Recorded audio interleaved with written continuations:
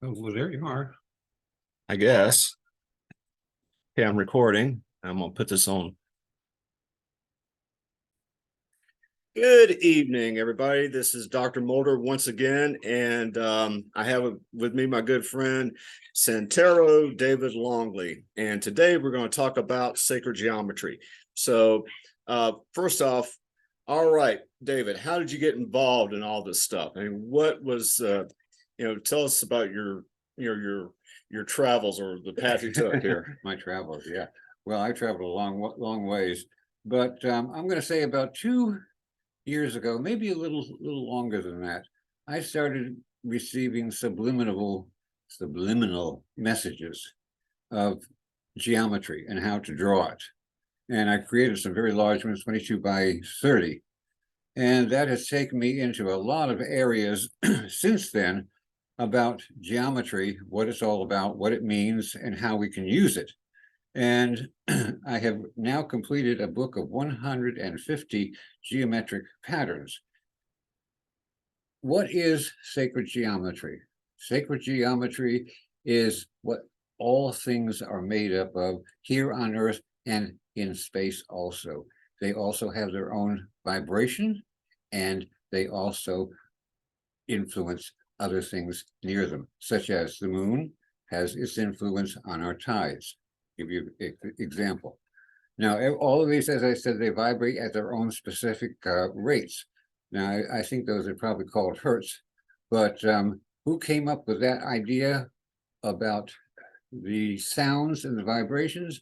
And that was Pythagoras. He was the one who made the first musical scale.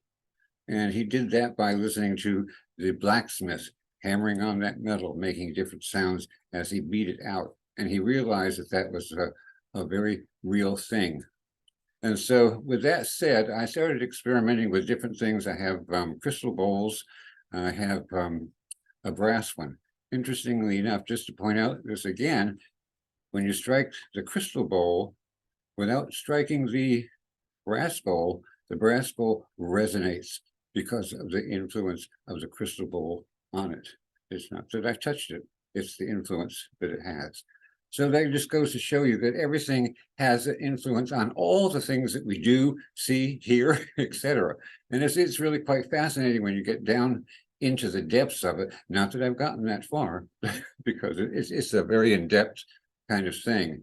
I began experimenting with the sacred geometry, making the patterns and what have you. I struggled with it, and I discovered along the way that the only way to make all the proportions come out properly and evenly was to make a grid. And interestingly enough, that is exactly what the Egyptians did when they did their large murals, their hieroglyphs, and their proportions. They used sacred geometry within all of that. And so with that said, I didn't have to kind of make little nudges on the drawings to make things line up they were supposed to be. I began using the grid, and that had all the measurements right there. I didn't have to struggle with it. So that was an eye-opener right there. And with that, then I opened up a whole new realm with interlocking patterns. And I'm going to show you one of those. Get this book out here. This is my sacred book. There's the interlocking ones.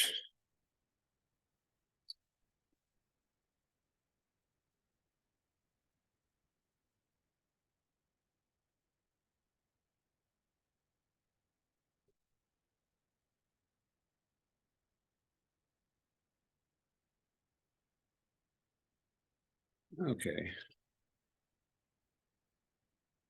This thing is heavy. You got it? Okay, I got it. Okay. Okay. All right. On the right, you see the diamonds of the squares. Each one of those are proportioned to overlap the next one. And so that is the overlapping.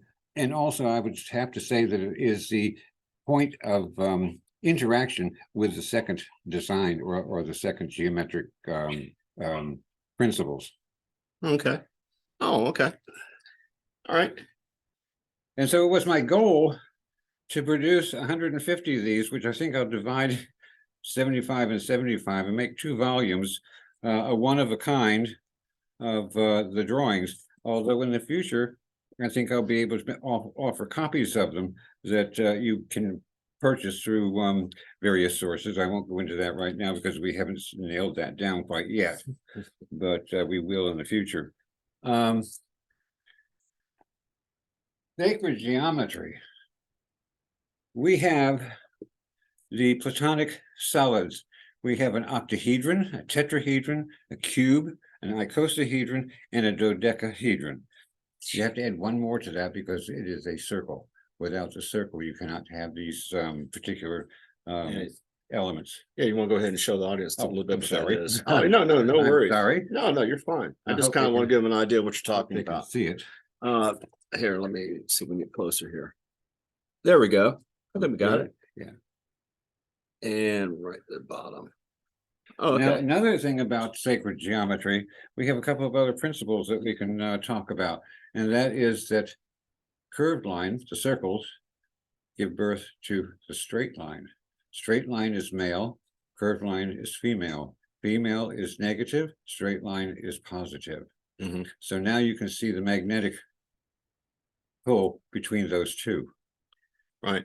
I mean, you've probably seen those little things that'll teach you how to make an arch using straight lines. All you're doing is just different angles, and as you see it, it starts forming an arch. Yeah. It starts forming a curve. So I tried that in here somewhere, and let me see if I can find it real quick. And it was a mind bender also. I'm about to sneeze. Yeah. Oh man. Excuse me. Yeah. Excuse. Bless me. Oh, You're blessed. yeah. Always. Yeah. But I can't put my hands on it right away. oh, okay. Well, we're just like I said, it's just kind of. So when you were doing these things, you're talking about energy, like lines crossing or whatever, creating energies.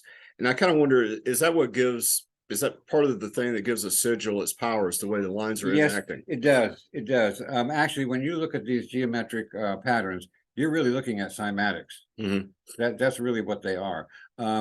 When you do it with a speaker and a piece of paper with sand or whatever on it, Bless me again. that's Sorry. one thing, because you're getting a resonance from whatever sound you put into that speaker, and it will make that particular pattern. Right. From what I've seen, none of those actually get, how should I say, lines that meet up like that. Mhm. They're usually curves. Right. And that's interesting. I don't know why that it's only curved lines instead of straight lines. I've seen many different sigils. There's straight lines. You have circles. You have I don't. Different geometry. Kind of integrated into it. See, the one thing that you did that I saw that just fascinated me. You actually took, what was it? D, was it John D? Was that the John D. Yeah, John D. And the one His sigil. sigillium. Oh man, and this guy actually drew it out. I mean, he took. I guess all they had to work with was what, a wax, A tiny little drawing about that big. Oh man, and it was like an imprint on wax, or It was imprinted on wax. Yeah, and that's all he had to work with. And the guy actually drew it out. It's phenomenal. It's phenomenal. I can't remember exactly how many triangles make up that circular area, but let me take it off the wall in there. And Brad, you can talk to them while I do. Oh yeah, I'm filling time. But anyway, like I said, that's just that's some of the stuff that this guy's been involved in. I've known him since I guess around 2017, when Joshua P. Warren was living down in Puerto Rico, and I went down there to do a conference with Josh, and and I met up with David, and also Josh. David and myself, we went oh, there he is. This thing is a work of art. I mean, literally, this is hand drawn. Every line. And all of these lines cross over the other one to make that 7-pointed star. Oh, wow. That's incredible. That's incredible. And then to get all of this, and this I didn't use a grid. That was before I knew how to use a grid. Oh, All of those had to be in their proper sequence and space. oh man. I tell you, really, that's a masterpiece what you did with that. It really is. I embellished it a little bit by adding this stuff Right. around the edge, but this is all his original stuff. Oh, Now, let me say one thing more about numbers. Numbers are very important also. As you might know, that cube has 6 sides. mhm, If you unfold the cube, what do you get? You get a cross. okay, Interesting. right, And also, so now you have the 6th number in there. Those are sacred numbers.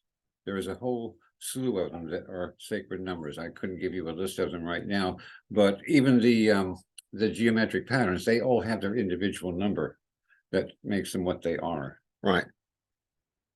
Yeah.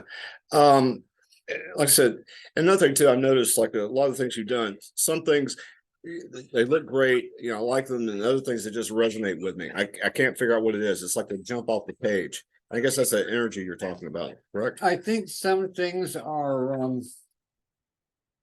how can I say it, are more energetic than others.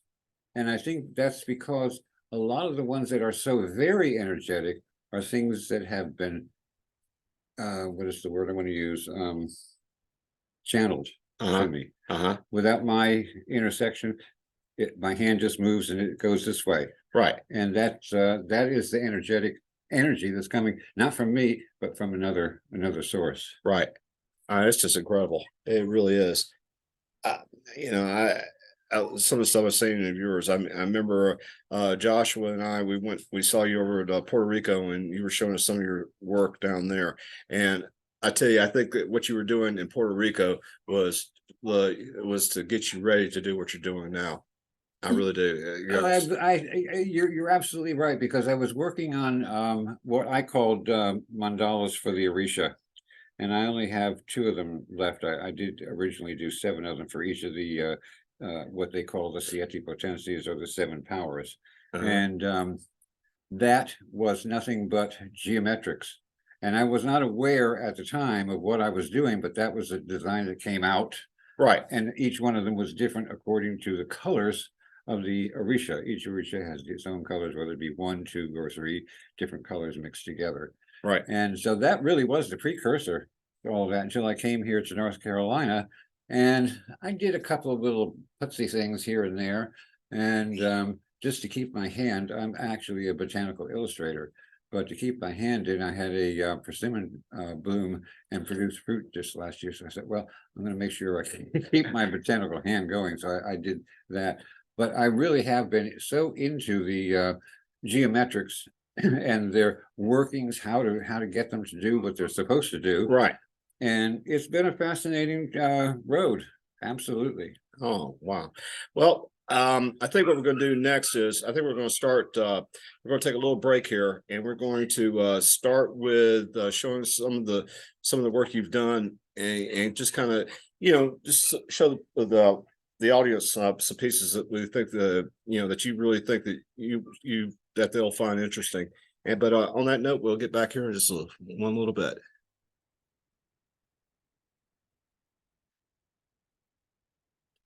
Now we got it. All right, we are back. And now, David, what the heck is this? This is the Jewish tree of life. And I'm quite familiar with it because I've studied Kabbalah. And I've always wanted to make a large one. All the ones that I've ever seen, about maybe 8 by 10, small sizes. But it has a lot of information in it. It also has planets that are connected with it, has the alphabet that are connected to it. It is a roadmap for human development, starting here and working up through the various sephira, God being the highest one. And you can also reverse it and say God created man and woman, and then there was let me see, mercy and severity, beauty. I wrote this is awful small print.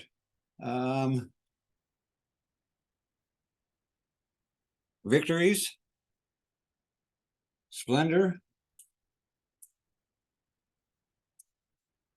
and the last one is earth. That's where man is. That's the kingdom.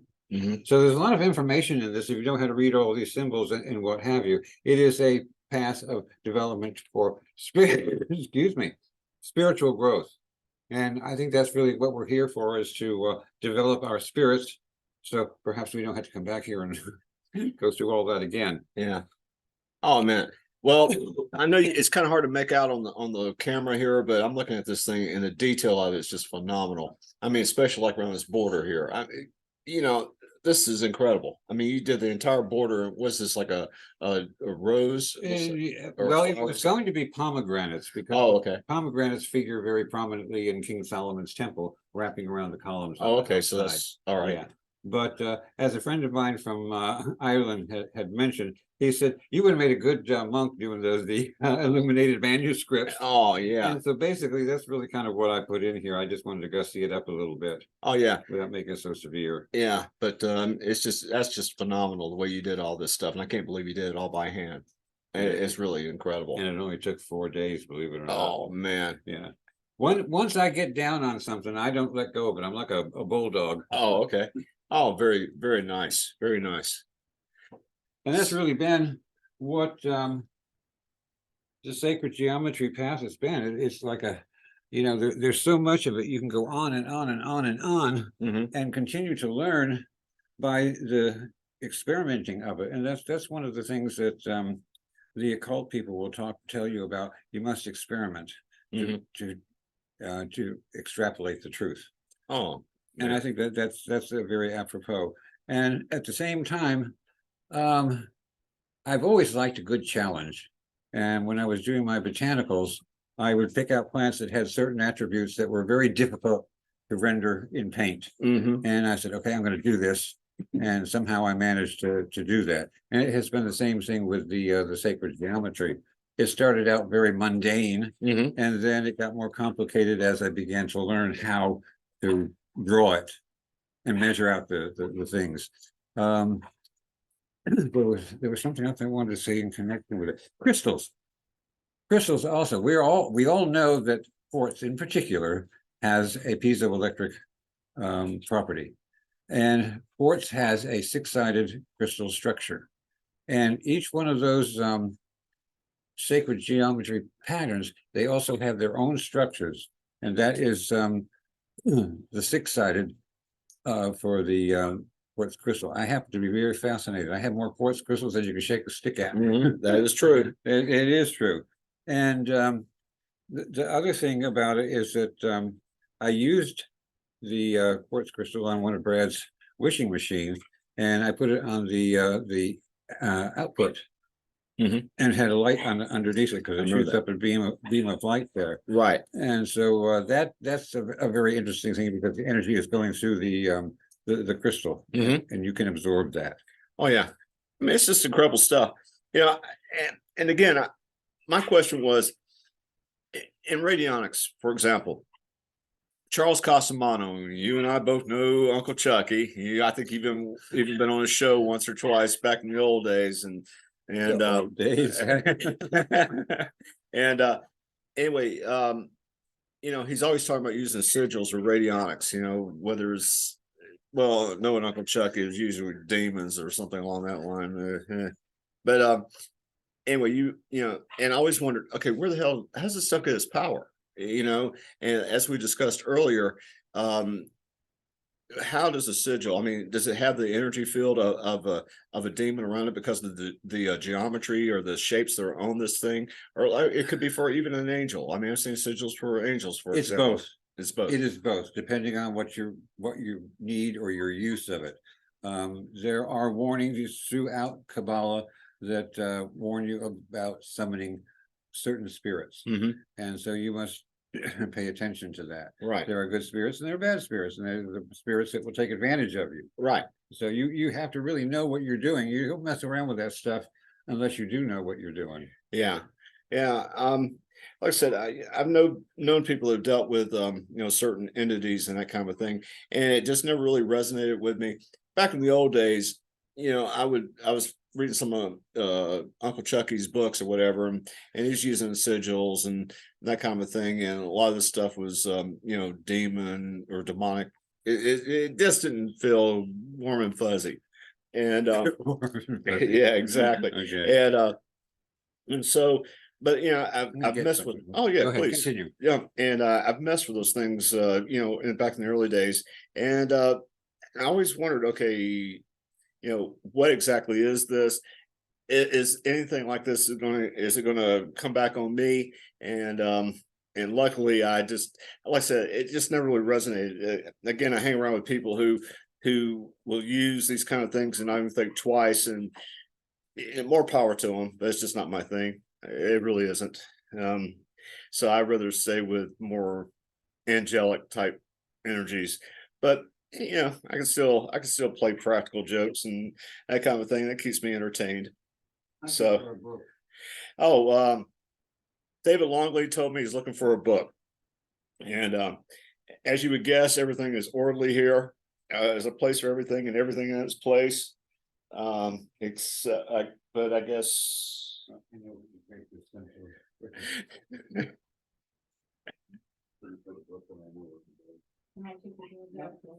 Yeah.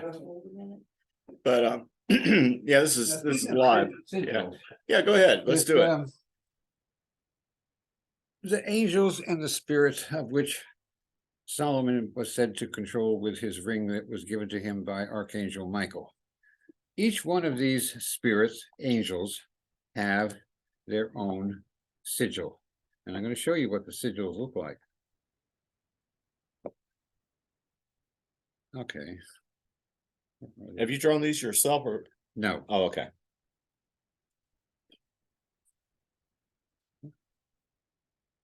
Oh, here we are. Okay. Close. These are the sigils, right? Yeah, right through here. Mhm. Each one of those is for a particular angel or spirit. Mhm. And these are the ones that Solomon, there's 72 of them, by the way. Mhm. And the first one is, his name is Siar. The second one, he has actually two sigils. Then we have Dantalion, and he has one. And then we have Andromalius, and he has one. Mhm. So each one of these symbols are used, or sigils, are used to summon those particular, I'm going to call them demons, because they can do good or they can do bad. You have to know how to control them to do Mhm. so. I don't mess with them. Mhm. I just have this as a reference. Yeah, yeah. But again, what gives it its power? Is it the geometry, or is it just the thought form that surrounds the sigil? It is part of it is the circle Mhm. that it is around it. All of them are within a circle. Mhm. And I'm not sure, I haven't really analyzed that particular situation with them, but each one of them has the name of the angel. There is also another thing called the tetragrammaton. The tetragrammaton is the name of God. Mhm. And you can use that to summon these and keep them under your control by asking God to help you control them. And Oh, this okay. is what Solomon did. And again, I don't recommend anyone to play around with this stuff without knowing really what you're getting into. Right. And some of the black magicians that I've known, they'll use Satan involved, or the devil, or whatever you want to call it, and involved with these things. And for me personally, I think you're just opening yourself up for some serious, not so, like I said, if you yeah. don't know how to control them and have them do what you want them to do, Yeah. they will try to trick you. They Yeah. will try to trick you. Yeah. So if you're going to deal with these, like I guess they call them the lesser keys of Solomon. Yeah. Yeah. If you're going to deal with any of these entities, again, so if I believe in free will, but if you're going to deal with any of these entities, you need to deal with them in conjunction with God to protect you. Exactly. Give you a little, but the best advice is don't mess with them at all. No, it is, and I don't. Like I said, I just have it for reference. But I wanted to say one other thing, Joshua. I hope you don't take offense at this, but you had mentioned doing sigils for people by resonating their name. Now I've thought about that and thought about it, and I thought to myself, well, if anyone other than the persons who owns that name speaks that name, I don't really see the connection that you can use that to create a sigil for that person, because it's not the person's voice that is activating that sigil. Mhm. Now, I don't know how far that, but I'd like to hear from you, Joshua. And let me know what you have to say about that, because I thought about that and I thought, well, no, wait a minute. You know, people have been doing these sigils for a long time, and within the what is it? What is the name of this stuff that we do with sigils? Cymatics. Okay, okay. Again, you know, everything has its own vibration, and you can create these sigils out of any sound whatsoever. And again, as I said, you know, I strike my crystal bowl and the brass bowl will resonate.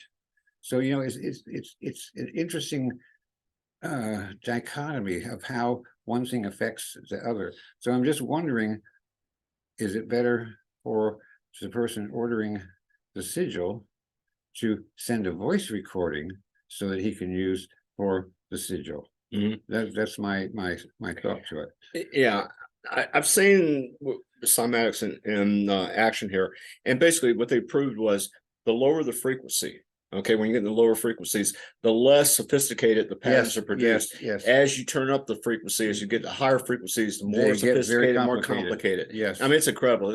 Yeah. I mean, Yeah. it's repeatable over and over again. It's like different frequencies create different resonances inside of the, I guess, the material, you know, like the sand or whatever that you're using, the silica, and the plate that the sand is resting on when they do these experiments.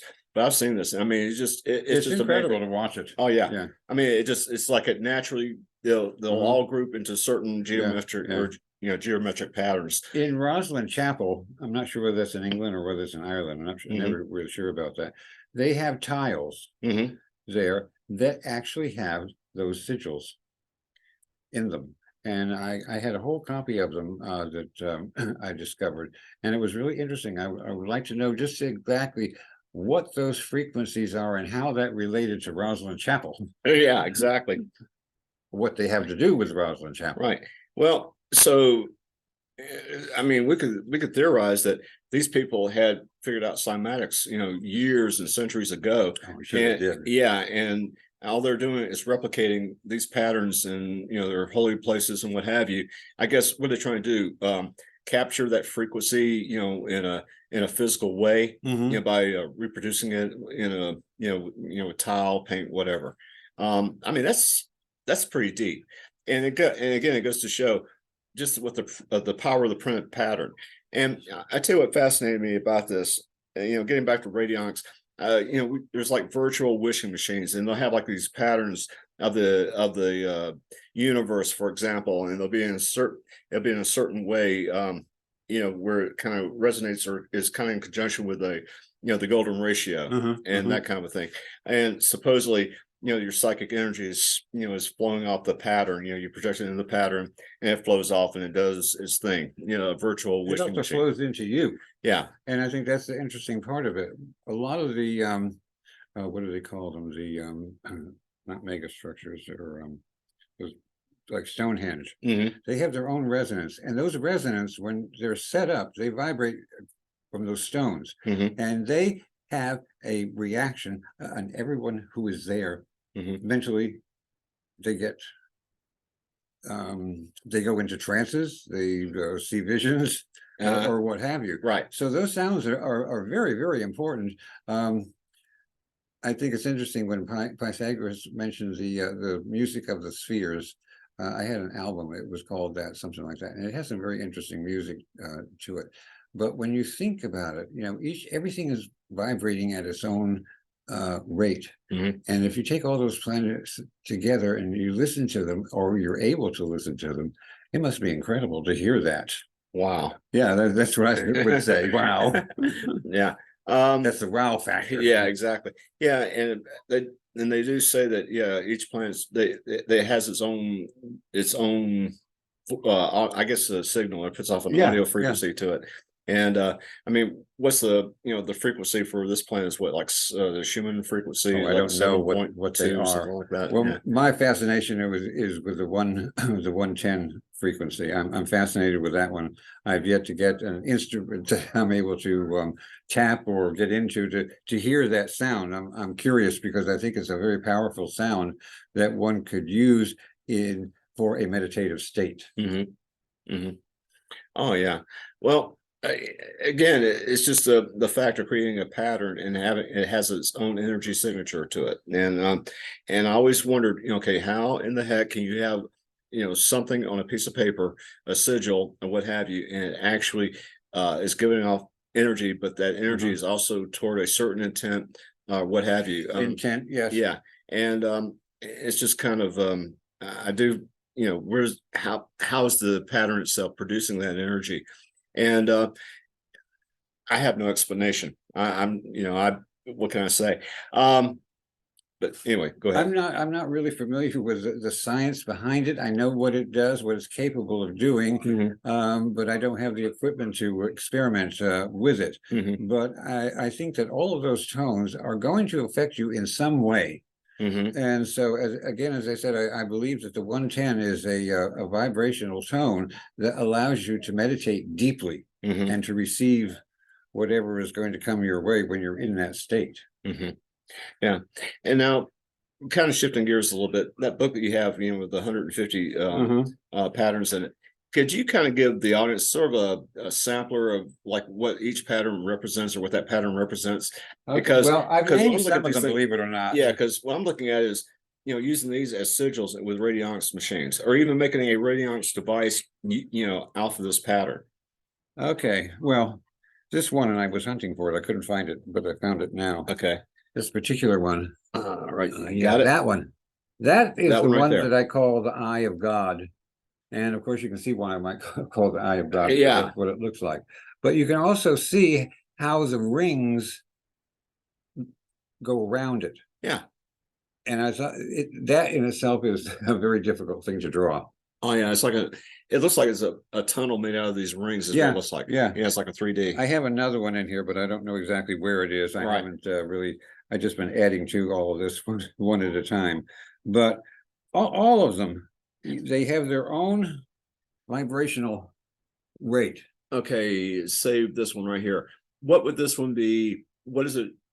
All right, if you look at this carefully, you're going to see that it's made up of curves and single straight lines. So now what you have there is you have the male, the female, the positive, and a negative. You have a balance.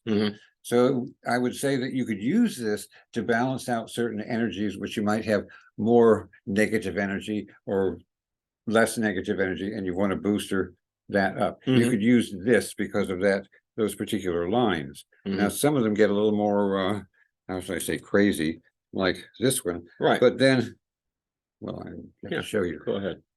But this one has cubes within it. And the cube is, as I said, which one we're talking about here? The one over here. Oh, okay. Well, that one has a cube also. Okay. But the cube is very interesting because if you unfold it, it creates a cross. So you have a very spiritual connection within that geometric pattern. Right. So if you want to get into, how should I say, spirituality, a cube is a good thing to meditate on. And that's what I think all of these are for, really, is meditation pieces. When I'm working on them, it is quiet and I am absolutely in it. And that's the way they work. They come to me sometimes completely formed, other times they form as I work with them. Oh man, that's just awesome. I'm thoroughly impressed. I mean, what gets me, David, is you actually sit down and you hand draw every one of these. I'm just, this is what you don't see here are the grids that I use. Yeah, I erase all that after I get the lines okay, in gotcha. Yeah, gotcha. Oh, fantastic. Now, I know that you have like a collection that you are putting together. You want to talk about that or no? That you're, for the public to look at. What I want to do with this collection of sigils, geometrics, whatever, is to create a book.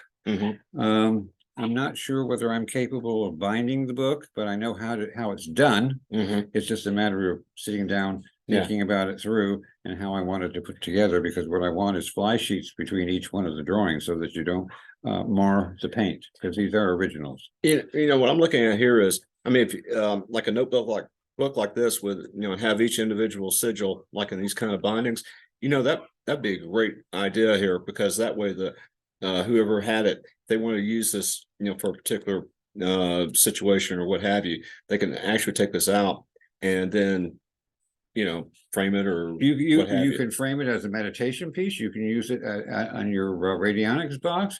You can use this in many different ways. Right. Many ways. Oh yeah. And again, it's just and it's the ones that speak to you. Right. It's the ones that speak to you. Maybe you're not interested in one, and you want the one on the other side. Right. That one says something to me. Yeah, exactly. And like I said, each one of these sigils or these drawings has its own use case. I mean, it has its own particular purpose of the energy that comes off of it. Yeah. This is a good one. Okay, all right, let's do this. Okay, which one we're looking at? Heavy. Yeah, no joke. You need any help there? You got one it on the bottom. Oh, okay. That one is really cool. That one really says a lot to me. It's sort of like a vibration that just goes out within a concentric circle and doesn't stop. Oh, okay. I mean, if you look at it long enough, that's what it's going to do. That kind of reminds me of what they call an amplifying pattern that we use in radionics. It's a similar type setup. I mean, it's different in that there's you have the spiral here, but these lines are going straight outward from center, where the amplifying pattern is more curved, but still it's the same basic idea. Now, as far as colors are concerned, there are 4 colors that I use a lot of: red, black, blue, orange, well, actually, in green. Now, each one of those colors represents something. Black is the earth, or it can be green. Either one depends on whose work you're using. Then, of course, there is fire, which is red. These are the elements. And so I incorporated those in here. Others of them have planetary colors. Each planet has its own color. And so some of these I've worked those colors within. And I try to keep them compatible so they're not fighting each other. Right. Which is a little trick in itself. Okay.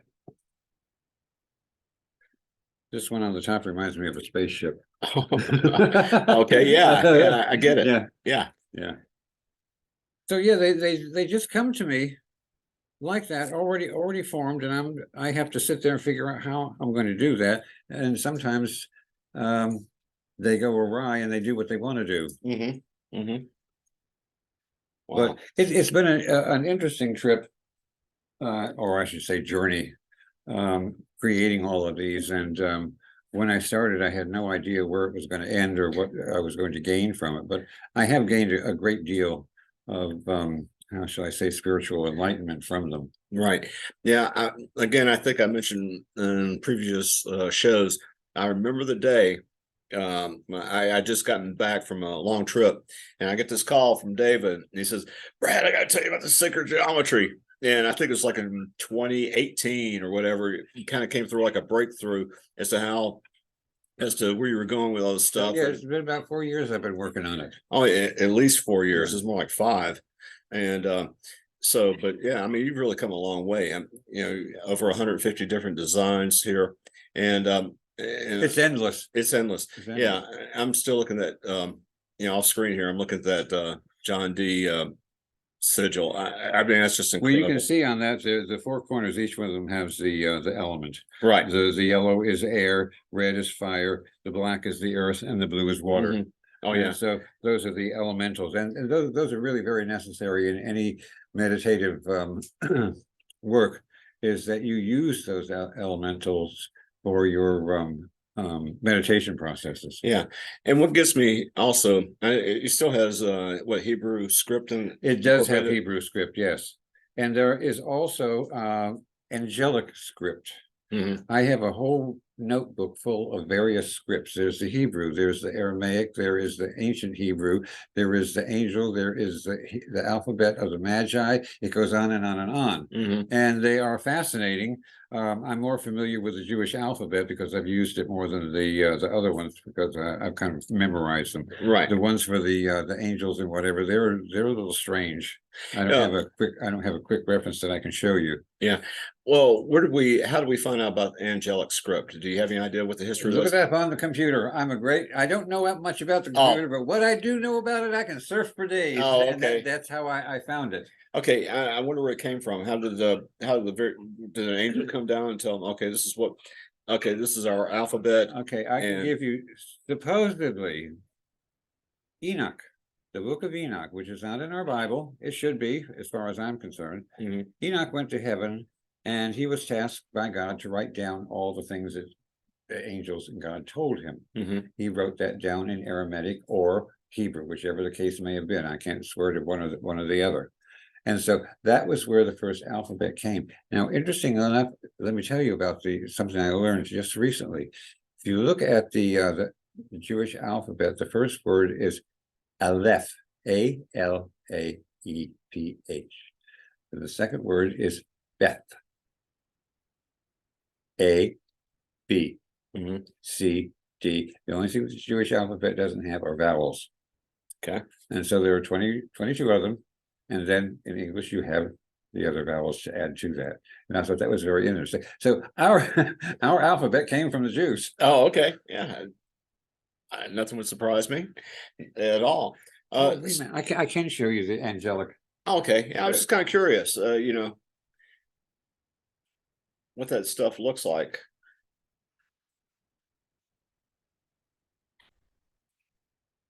I have two different ones. Uh-huh.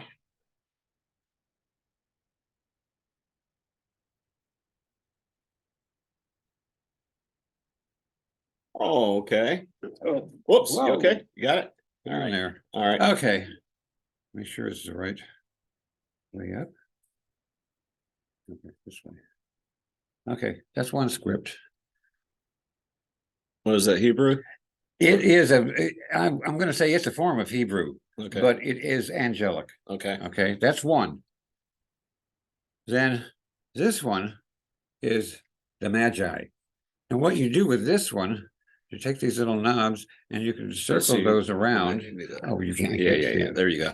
You can take it and circle it to this one. So you have 1, 2, 3 letters, and you can change it to another configuration. And this is the Magi alphabet. Oh. And these form words or sounds. I would prefer to say they form sounds. If you know how to do it. I don't know how it is, but I copied it because I thought it was very interesting. Oh, so you made this yourself? Yeah. Wow. I like toys like that. I mean, it's just phenomenal. I mean, it's just you can actually draw a straight line. I'm impressed. No, I use a ruler. Oh, okay. All right. Okay.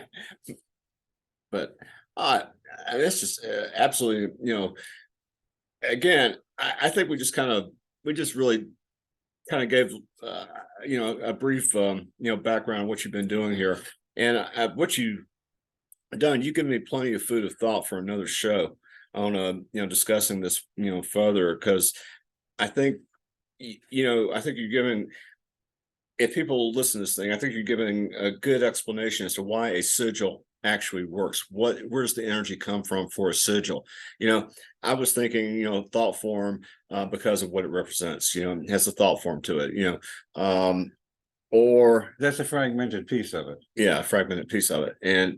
But in reality, I think it's the geometry of the sigil itself, the script that's on the sigil itself, that actually gives it its power. And I hope I understand correctly. Where's that book again? I wanted to show you the sigil of Solomon. And a lot of you people may have seen the sigil of Solomon because it's been on the Ancient Aliens. And it's very, very interesting. Okay. All right.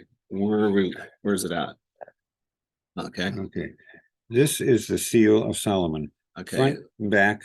Yeah, let's see if we can get a better look at it. There you go, right there. Okay. So you have a front and a back, and you have a larger one. If you notice, really interesting enough, you have an inverted chalice.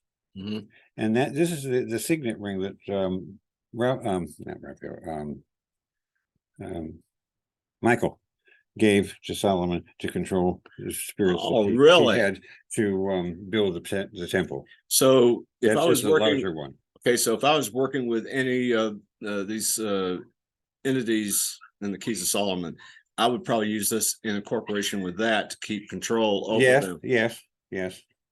And then, if I'm not mistaken, he had a brass bowl that he would demand the spirits to go into, and he would close the lid, and they were vanished. Wow. So there's a lot of interesting symbolism to it. We were going to get the rings of it, but they got a little bit out of hand as far as price was concerned. Oh, okay. But that is the configuration for them. I mean, so you drew this right here. I drew that one, yeah. Wow. It's not exactly what it is, but it's close enough. It's close enough for government work. Yeah. Yeah. Government work. Okay. Yeah. Oh, fantastic. I think, did I do it on both sides? I did. So you have Yes, there you go. Raise one side, you flip it over, and you have the other side. Wow. And that And provides, they are different. and that is designed to provide protection from Yes, these other. Yes, Okay. and control, protection control. and control. Okay. Well, they never tell you that. They don't give you all the details. And Yeah. I don't think that anyone really knows all the details. This goes so far back into ancient history that a lot of it's already been lost. Right. And so we're just resurrecting bits and pieces of it and trying to make sense of it. Mm-hmm. Yeah. Well, so which magicians do you think? I mean, I'm assuming it's either priests or magicians that understood this, or the Kabbalah, or rabbis that understood all this, or had possession of this knowledge. What is, and from your studies, who actually was carrying down all this knowledge from generation to generation? Okay, how do I go through that? First of all, I think it began with Moses, because Moses was trained in the Egyptian court. He was actually trained to become a priest. So he learned all the magical spells, words, etc., while he was there. It was also given to Enoch. It was also handed down to the sons of Enoch and had been lost. Mm-hmm. Then also Moses handed it down to Joshua, and I forget there was another person that it was handed down to. Can't remember right offhand, but it has come down. But it is all sacred knowledge. It is not to be given to just anybody. Right. It has to be given to special people to keep it out of the hands of the ignorant. There's a quotation that they say that occultism is for those who understand, and magic is for those idiots. Something like that. Okay. Something like that. I don't really believe in magic in that sense of the word. It's really what that is, a sleight of hand. Yeah. That's what all these magicians do when they do their performances. But real magicians, such as Moses and such as Joshua and some of the other priests and whatever, the priests of Egypt and probably other cultures, what have you, they had knowledge that has been lost long ago. And again, as I said, we've only now have bits and pieces of it. We're trying to put it together and make sense of it. Yeah. Well, when you became a Santera, I mean, were you handed down? I mean, you don't have to tell us, the audience, what they taught you, but were you handed down stuff? I'm assuming that from hundreds, if not thousands of years, from Africa, I'm assuming correctly, that were giving you knowledge that you. I can't say for sure how old the African religion of Ifa is. I will say there is a lot of how shall I say, magic within it. Each Orisha has their own power. And that's no different than the angels. Mhm. The Orisha are the equivalent of the angels of the Bible. Okay. Okay. And the stories are wonderful. Fran just ordered a whole series of them. I recommended that she do that because it gives, there are 10 of them. Normally there is what they call the Siete Potences, which is seven powers. But this book has 10 of them. And say Osane. Osane is the Orisha of herbs. So he has the wisdom of preparing herbs for whatever reason. And it is said that he takes young children and takes them into the woods, never to be returned until they learn his art. And then they come back and they give it to their tribe. Okay. So, I mean, there are interesting stories within that, how this is passed down, and it has been passed down for eons, I guess. I'm not sure how old, again, as how old it is. It does go back to Egypt, because Egypt actually did not a pilgrimage, but a migration to Nigeria. And so there are a lot of Egyptian words and whatnot, herbs and magical practices that were brought there to them. And it's interesting. Every once in a while, I find a little comparison. Oh, these are just like the angels. You know, they use this. They have very human characteristics. Wow, that's just incredible. But anyway, is there anything else you want to talk about or tell the audience before we before we just call it a night here? Let's see. Well, I just will say that it has been an interesting journey for myself, and it's evolving still. One little story I'd like to tell before we close, and it has to do with sound and resonance. We have a particular gem and mineral shop that we like to go to, and this gentleman who owns it bought 3 huge brass gongs. And he says, I want you to hear the wind. And he began playing those. You talk about, it would just absolutely went through you. It was a tempest. Right, Fran? It was a tempest. He just kept, and it just kept on getting bigger and bigger and bigger. It was a storm. Unbelievable, the sound that thing put out. I'm still fascinated. I get goosebumps thinking about it. Yeah, so I guess that gong reached a certain resonance that correlated with the. Oh yeah, I mean, it would suck you right in there. Wow, that's incredible. That's incredible.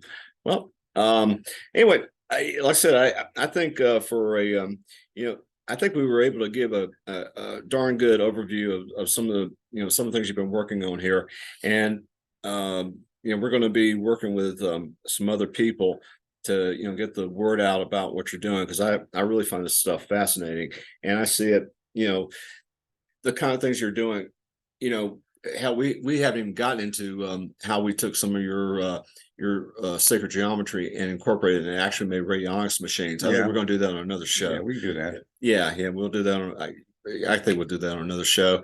And I think that's going to be great, because again, it's just the power of, it's taking the energy that's coming off of his sigils and incorporating that stuff with radionics, and actually making that machine do exactly, I guess Your have intention. Your intention toward a specific goal, or specific type of thing, whether it's protection, financial, whatever, good of mankind, and that kind of thing. So, or just tranquil times. Yeah. Oh yeah. Well, I love those tranquil times. Yeah, I do too. I kind of miss them myself. But yeah, it was the may you live in interesting times, I guess is the Chinese curse. Yeah, we sure do. Yeah, we're cursed, all right. But anyway, it's been an absolute pleasure there, David, and thank you so much for your time. Well, my pleasure. I mean, heck, I think between I think we have probably over 120, no, excuse me, an hour and 20, maybe an hour and 30 minutes worth of recording here. So chewing gum. Oh, and we haven't even touched it. We're just giving the audience a general overview of what this guy's doing here. But actually, the seeing is believing, and I've been meaning to do this, and I've just been, I've had it's taken its own road. Yeah. I tell you, this year has been an interesting year for yours truly, I have to say, but it's and more positive than negative. But anyway, on that note, I'm going to definitely call it a night here. But once again, it's been an absolute pleasure, Great. David, and thank you for your time. Love doing it. Oh, well, hey, we're going to be doing this again. Okay. All right. Ciao. Bye, ladies and gentlemen. Let's see here. I'm going to press